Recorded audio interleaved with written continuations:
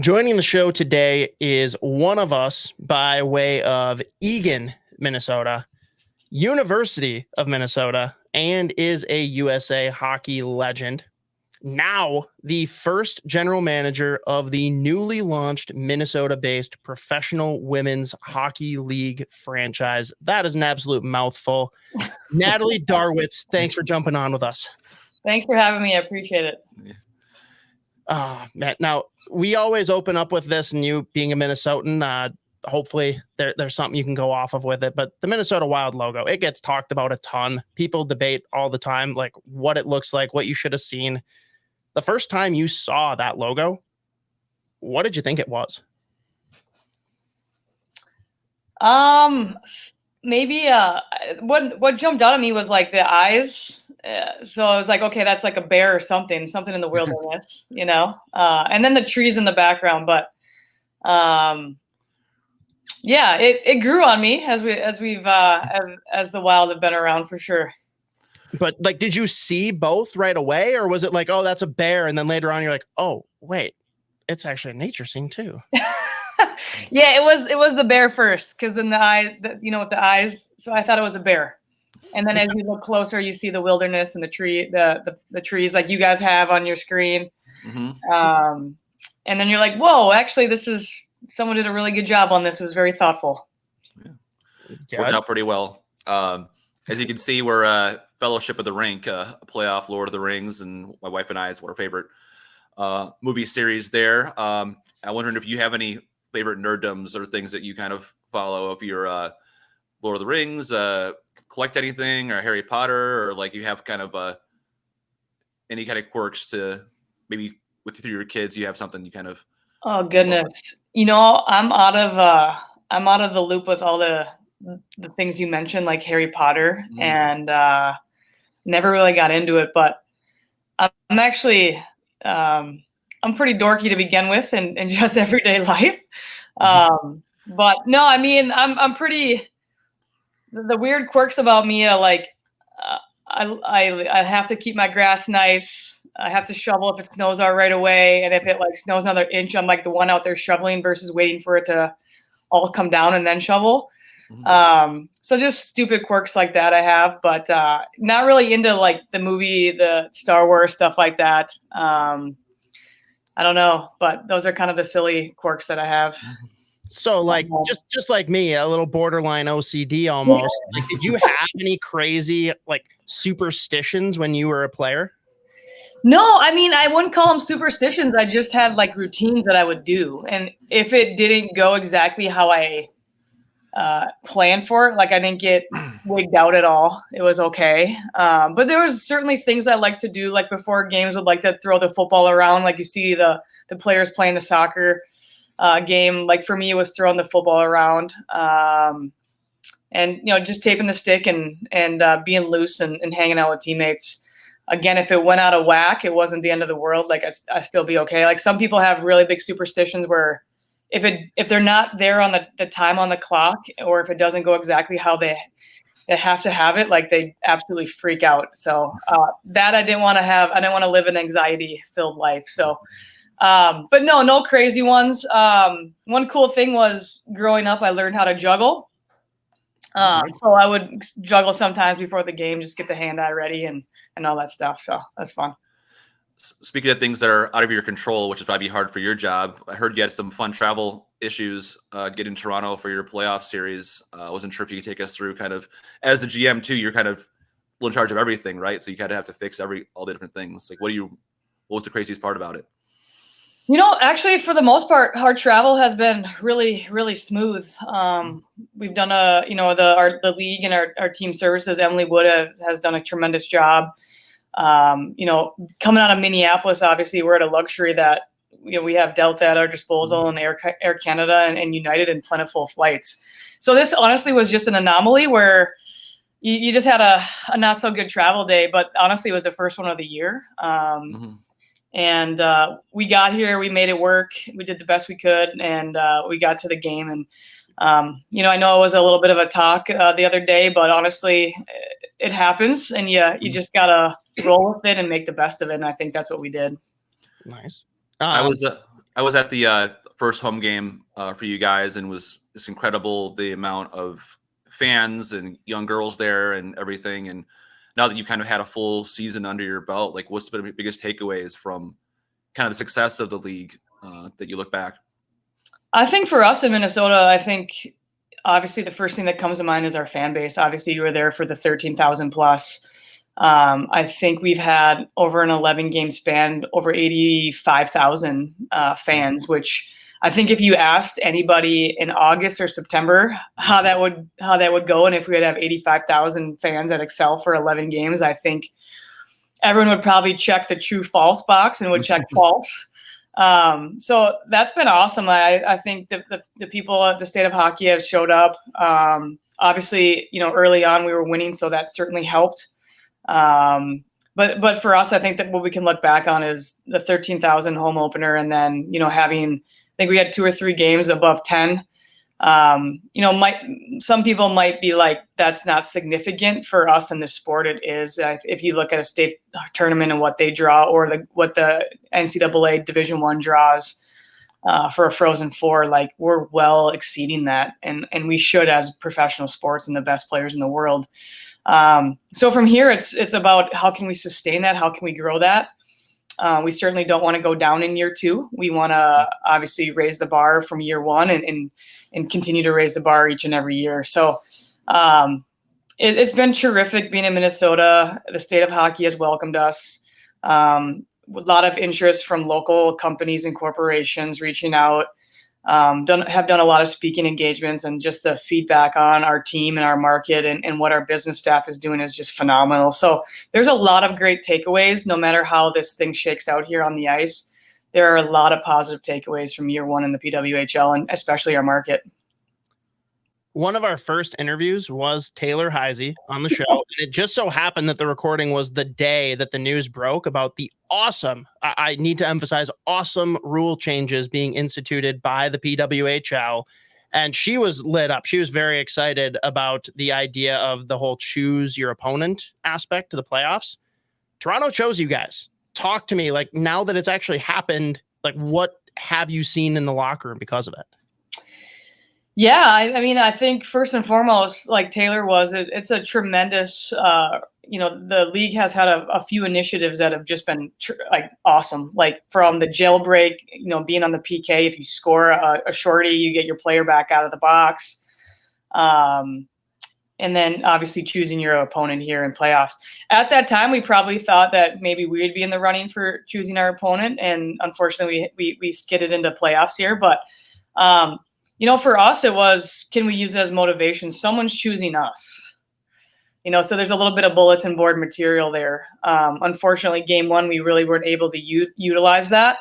But, as far as Toronto, they have a tremendous team. They're showing that right now. They're hot. They're playing well. And we certainly need, one play to change the momentum. And in playoff hockey, it can happen. So we're hoping that we can have that momentum change this evening. But as far as choosing it, I think it's just a cool dynamic. It happened right now. It was a 1-4 choice.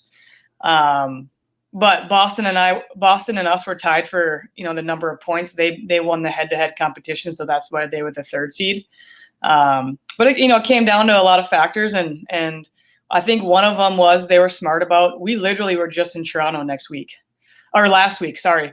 So, having to turn around and go back to Toronto, obviously they're going to use that as a let's pick Minnesota as well.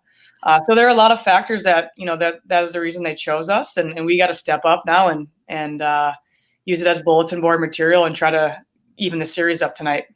Extremely classy of you to not point out that anyone from Toronto is just terrified of anyone from Boston as well. That certainly goes into the decision making. Yeah, probably. And, Montreal and Boston, they have obviously a storied rivalry and NHL hockey too. So that's going on. So yeah, it sounds like everyone's has a fear of Boston in some way, shape or form. Another idea that Taylor had, we asked her for suggestions for the team name for you guys.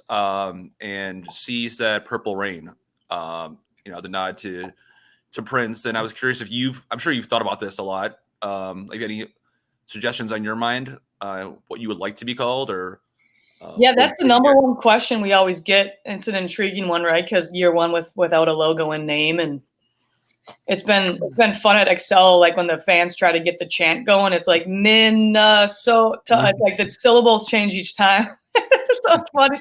It's funny to hear it, but they've done a great job just rolling with it and making the best of it.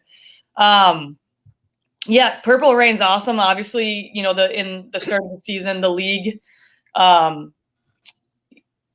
designated what colors each team was. And so we obviously were purple. At first I was like, oh, well, the Vikings are purple, but it certainly has grown, I think, on all of us, especially me. And, I think it was kind of a nod to Prince too, is what I've heard too from the league say is why we're purple. So obviously the Purple Rain, what Taylor mentioned, is a great segue into that. From my understanding, being on the business side and wearing multiple hats, there's a lot of trademarks, IPs, rigmarole. So I think they're working through that. One name we brought forward last fall was Minnesota Miracle. That'd be good with the iteration, the MM, and then like Herb Brooks. There's a statue in front of Xcel. Yeah. Most of the players on Miracle on Ice were from Minnesota. I just think it'd be so cool to have the throwback 1980 jerseys with the breezers with the stars down the side, the red breezers. Yeah. It just would be so cool to have those retro jerseys, And the name it rolls off the tongue well and stuff like that. So that's one name we brought forward. But at this time, we don't know what direction they're going to go in with the team name. I heard we will have team names by season 2. And logos and we just actually signed a deal. The league signed a deal with Bauer.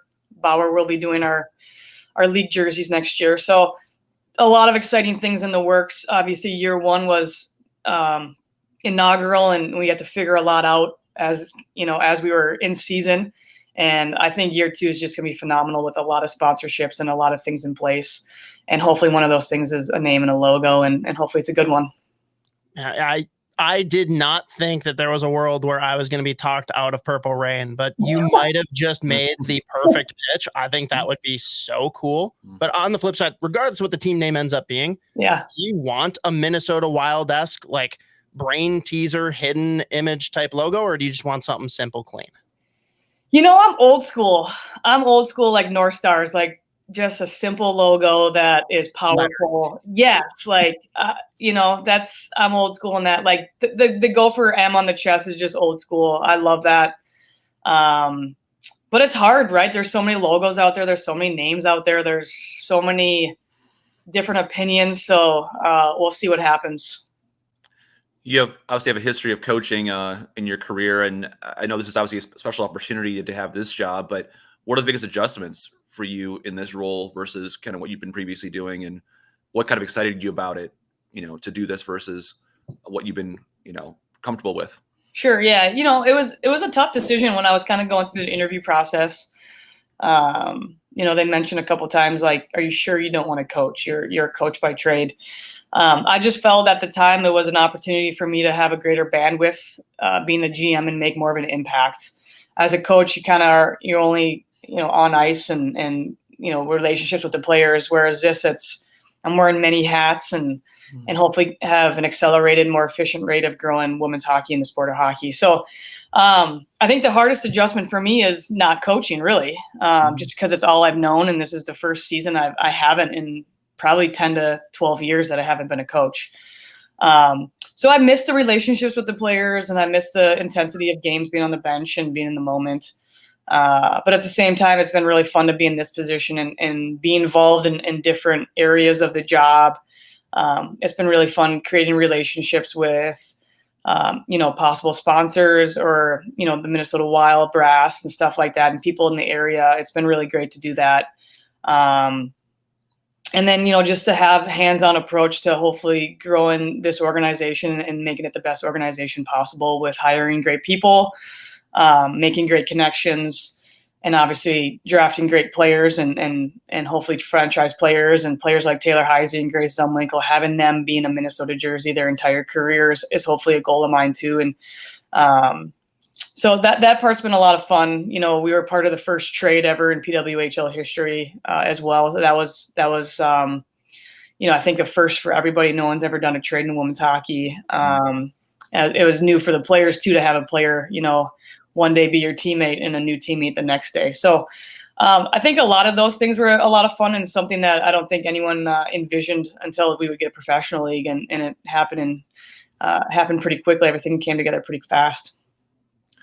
What's the synergy been like, or relationship with the Wild? Like you mentioned, I don't know how much you were even able to talk with Guerin or throw ideas around, or just on the support staff side. Like, I know you guys practice at Tria, and you guys, Foligno's been out there with Taylor, and you've had a lot of kind of back and forth. But what's been the relationship like with those guys? It's been great. I think in the early stages, the Whitecaps obviously were a professional team here, and when I first talked to Bill Guerin, he kind of thought it was going to be like a Whitecaps type league, and I had to go to him and say, hey, the Walter Group is financially backing Billie Jean King's involved. And so I just kind of, shared the 101 behind what the PWHL is going to be. And he was like, holy cow, this is amazing. At that time, too, we were kind of looking for a practice facility.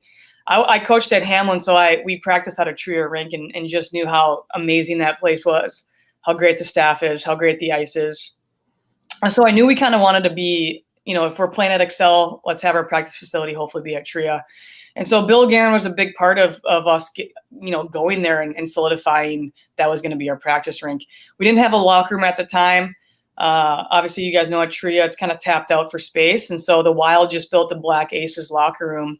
And he said, we're really not using it, Natalie, unless it's training camp or postseason for the Black Aces. And I said, well, we would really love to be there. And is there any way we can utilize that locker room for the year while we kind of, get our feet going and get our feet wet and figure this thing out? And he said, absolutely. Once that happened, the doors opened for us to be at Tria Rink and to have a facility on the third floor for weight training and medical and team meals. And then quite honestly, once we got there and we saw each other, like the team saw each other, and Bill would pop up and Mike Madonna would pop up for practice and stuff like that. And they saw the credibility and the product on the ice. I think they were really happy and really impressed with everything. And that just kind of further solidified the credibility behind the league and what we were doing. Once our first game happened in 13,000, I got a text from him with the crowd, and he was like, holy smokes, this is amazing. Yeah. And then, a lot of Wild brass have been at our games. Matt Maka, we had lunch with Craig Leopold. They're all taking notice of what we're doing, and they're really excited that we're at Xcel and at Tria. And so it's just honestly been a great relationship, and it's grown over the year. And obviously I think we've helped out their pocketbook financially by having some good crowds and continuing in the postseason. So I think, from here on out, I think the relationship has started, and it has strengthened throughout the year, and it's going to hopefully continue to get better. We're really lucky too. We get to utilize a lot of their game day staff at Xcel, which makes our product when fans come top notch and an NHL experience. And that's crucial, and that's huge for the growth of our sport. So we're really lucky and fortunate to have all the resources that the Wild are helping us with, and Xcel and Tria are providing us. Nice. And another thing that I think is huge for the growth of this new league is just the willingness to experiment, try different things. The rule changes we've already talked about that have been instituted. You've been a player, you've been a coach, you're a GM now. Put on the commissioner hat. Like, what's a rule change that you would institute if you were running the league for a day? Oh, goodness. Oh, that's a good one on the spot.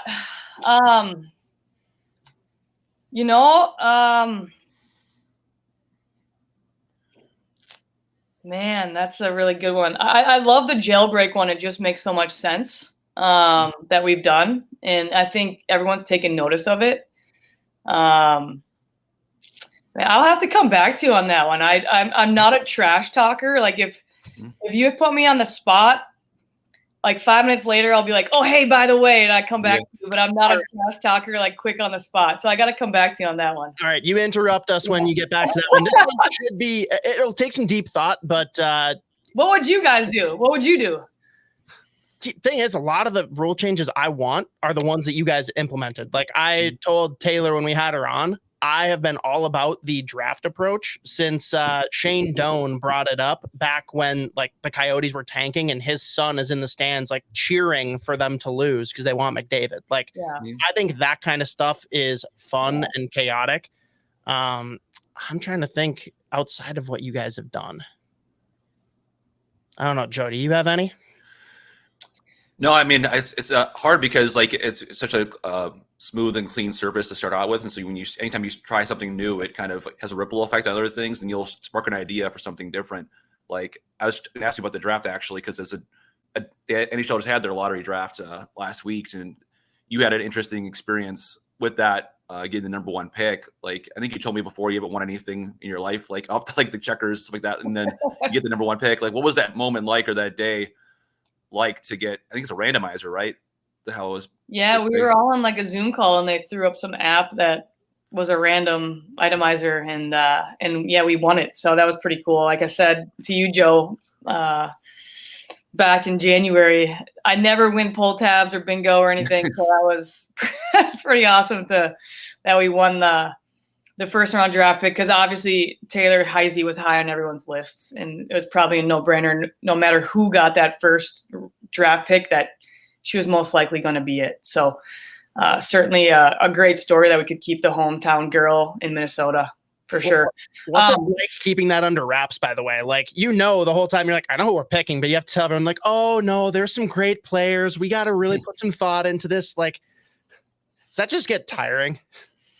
Yeah. I mean, I'm a truthful person. So I think I just said like, yeah, I have a pretty good idea who it is. So I wasn't lying. I did. At the same time, I wasn't going against any PR rules and letting the cat out of the bag. So, but a couple other ones of going back to different rules and ideas is 2 things we implemented early on in preseason that were interesting. Was you couldn't ice the puck on a PK. I like that a lot. And then the other one was we started the game as if you were in the second period, so you would twice be the opposite. Ooh, to create more offense. So you would have the long change twice. That's really cool. Yeah. What's that? That's really cool. I'm sure the players liked it too. Kind of more. Yeah, I think it did create more offense. I think it just it was weird at the beginning because you're like, well, what blue line do you stand on for the anthem? Because then you'd be standing on the other team's side. Yeah. Where do you warm up? Do you warm up on our side? Like, so there were a couple intricacies that were unique to when we tried that. And then like it did create more offense because of the long change for sure. There was a lot more cherry picking a little bit, trying to get behind the D and stuff like that. So those were 2 that we tried to do. We tried to implement in pre-game or preseason games to see how we liked them. But the only ones that go through was the jailbreak one. I really like though the idea of not icing on the penalty kill. Like, why do you get some benefit because you've committed an infraction? Like, yeah, good point. I'm all for it. Yeah. You're part of the first trade in league history, and I know a big part of being a GM is signing players too. And Kendall Coyne is, one of the biggest names in the sport. And I was curious what your recruiting pitch was to get her on board, because obviously, anytime you're building a team, obviously you want really good players, but having that kind of a marketable name and personality, I'm sure is going to be good for that too. Yeah, obviously Kendall has been a great ambassador for our sport, and a big reason this league. She was kind of the magic piece of the puzzle with Billie Jean King to get her on board, and then obviously she knew Mark Walters, so she was a big part of why this league started. That connection. For us, it was a no-brainer. Number one, she is a tremendous player and ambassador. Has had a great career. I felt we were a front runner for her based on her home. She lives in Chicago, so we were the closest market to her. It's not hard to get to for her. And then just with the players that, getting the number 1 draft, and she knew who most likely I would lean towards as far as, solidifying a roster and creating a roster were most likely going to be Minnesotans and U.S. players. it was just a no-brainer for her, I think, to join Minnesota. So she was part of the 3 free agents you got to sign before the draft happened. And the other 2 were Lee Steckline and Kelly Panic, obviously Minnesota superstars here. So, and Olympians. So that's kind of how that transpired with Kendall. It wasn't too hard of a pitch for her. I think we were her number 1. It was much harder dealing with her agent. Her agent is like a shark. Like all the other negotiations went really well, and Kendall's agent was terrific. So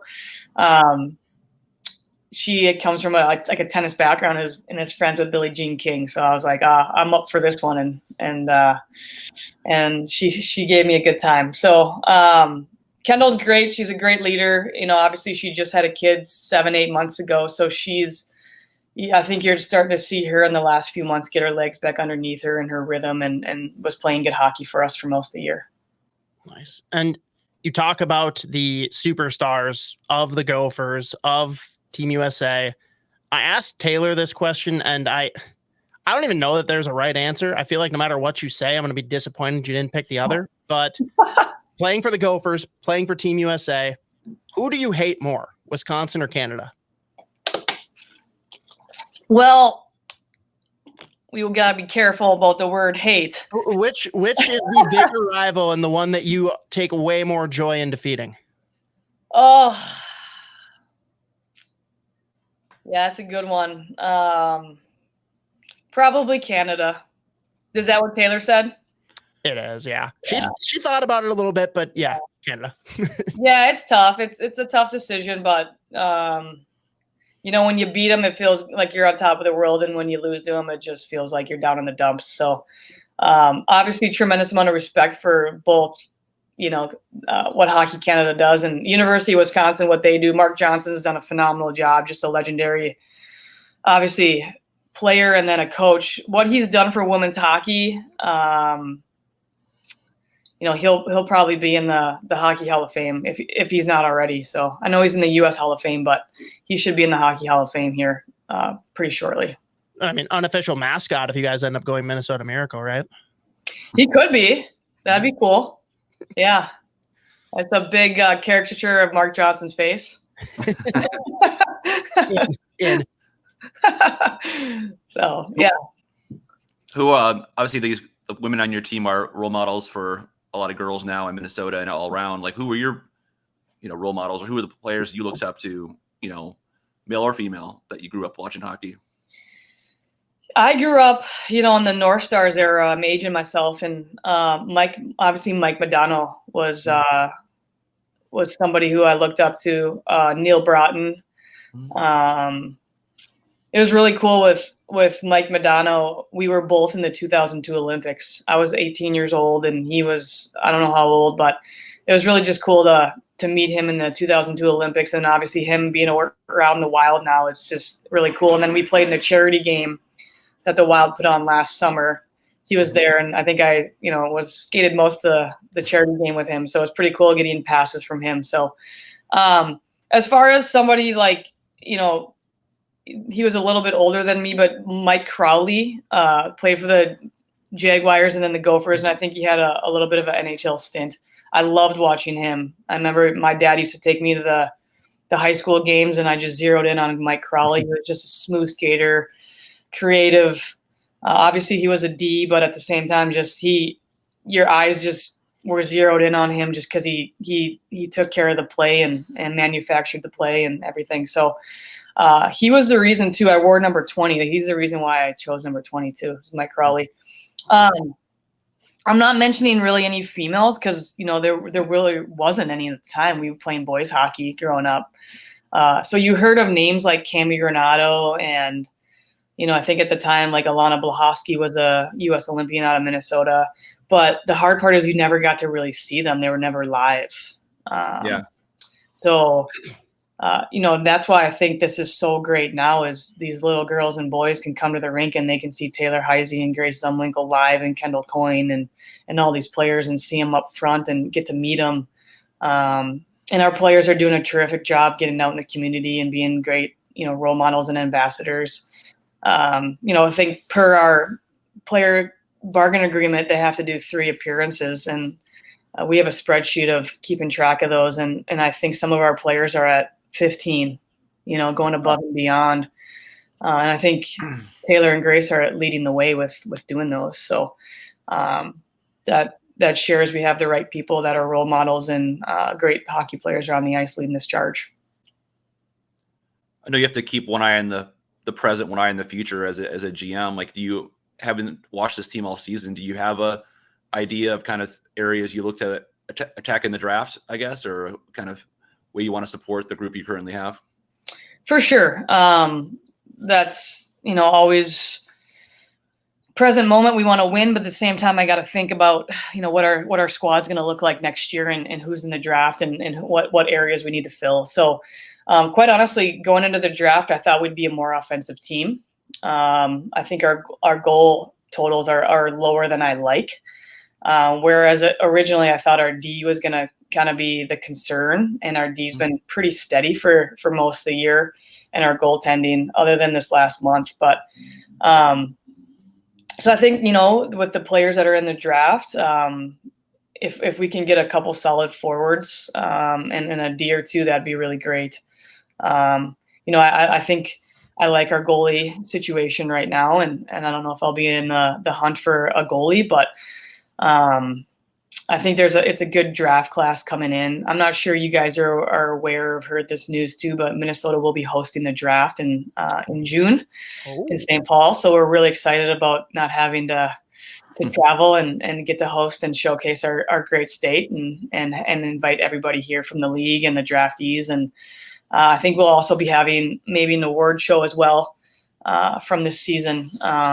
So just tremendous opportunity that we have, and we're fortunate that the league picked our market, and I think that's just a testament for the fan base we've had all year and how strong our market's been in Minnesota.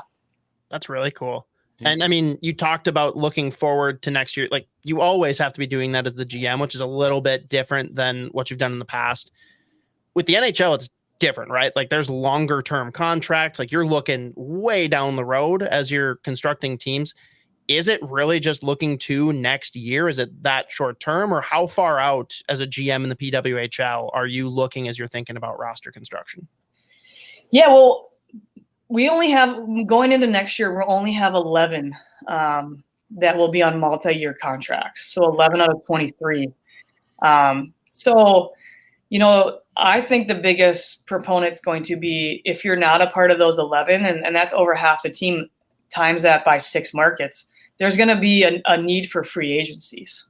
Mm-hmm. So can we pick up somebody who's on a 1-year contract out of Boston, Montreal? Mm-hmm. So not only are we looking forward to draft great players in this upcoming draft, but we can go out and get free agents from other teams that have only signed players for 1 year. Mm-hmm. So it's interesting, and it's a lot different than the NHL. So a lot of the makeup might be in those free agents, because you got to see them play at this level and where they fit in. Obviously, college to pros is going to be a significant jump for most collegiate players. So the fact that what these free agents have done at this level and can do, that might be an area for us to look at a little bit more seriously. Obviously, I think the first 3 or 4 rounds of the draft are significant too. So you just got to kind of understand what needs your roster has and what we want moving forward. A couple logistics for us is, like you said, the NHL, we can't sign a player for over 3 years. So like Taylor Heise, we signed for 3 years this year, which means we have her for 2 more remaining. I could only go get her for 1 more year to keep that 3 alive. I couldn't give her an 8-year contract. So there are a couple stipulations and policies and procedures we have to follow so that everyone across the board is following the same thing. So, but does it work that way? Can you just every year, could you go to Taylor, be like, hey, do you want to extend 1 more year, and keep bumping it like that? Or do you have to wait until a certain period to do so? No, I could bump her and keep bumping her 1 year. The policy is I believe you can't sign anybody with the roster of 23. They can't be over 21 years if you add them up. Okay, got it. Does that make sense? Yeah. So if you go over those 21 years, you're not compliant. Interesting. Okay. Yeah. Well, we appreciate you taking the time for us today. We have a question we always ask to end our interviews. Are you a golfer, though? I don't know. We have to this question. Yeah, I golf. Every hockey player golfs to some capacity, right? Good. Well, we have our Waggle golf question. Get your waggleon.com. Use promo code SP10 to take 10% off your entire order. Natalie, who is in your dream golf foursome? So 3 other people, dead, alive, athlete, Oof. whatever. Like it can be, we've had actors, we've had pro athletes, whatever. Who rounds it out? That's a great one. I'll go for the celebrity Reese Witherspoon. Okay. I think she might be really funny in a setting like that. Hockey player, I'll do Cami Granato. Okay. And then let's see. I'll throw my dad in there too. You gotta have a family member, and then obviously me. So yeah. Who's in your cart? Oh, my dad. Yeah. Got to take care of him. Yeah. Somebody's got to be his caddy, right? So yeah, someone's got to do it. Yeah. So there we go. He'll be thanking the slices for us. So there you go. Yeah. That's why it's a best ball, right? Or it's a a scramble. We'll go scramble on this one. Yeah, I didn't pick the best golfers. So we'll go scramble. Is that designed so you win? Pardon? Designed so that you win, or? Yeah, I mean, obviously, I think I picked 3 females without knowing it, and we'll start from the red tees and get the advantage from the other ones. So that's one of the things when we do scrambles, they love having female hockey players because we help them out on the drives. There you go. Nice. So yeah. But well, we appreciate your time and enjoyed this conversation, and good luck. And hopefully, assuming my paternity leave doesn't start before then, love to come out to the draft and check it out in June. So excited to kind of see what's in store for year 2 with the Minnesota Miracle. That sounds good, doesn't it? It does. Yeah. Good ring to it. Yeah. Well, thank you guys. I appreciate you taking the time and inviting me on. Absolutely.